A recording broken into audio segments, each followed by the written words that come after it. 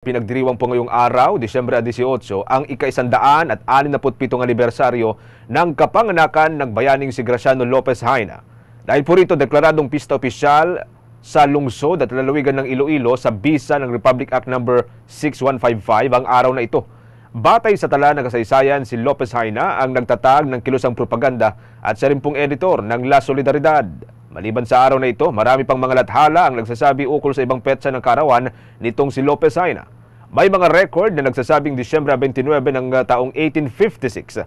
Ngunit ang mga publikasyong nagsasabi nito ay hindi binanggit ang kanilang mga mapagkukuhanan o kung paano sila nakarating sa petsang iyon. Pero noong Nobyembre 19 o Nobyembre 9 ng taong 1970, inaprubahan ni dating Pangulong Ferdinand Edralin Marcos Sr. ang Disyembre 18 ng kada taon bilang Graciano Lopez Haina Day upang bigyan ng pagkilala ang malaking ambag sa lipunan ng nasabing bayani.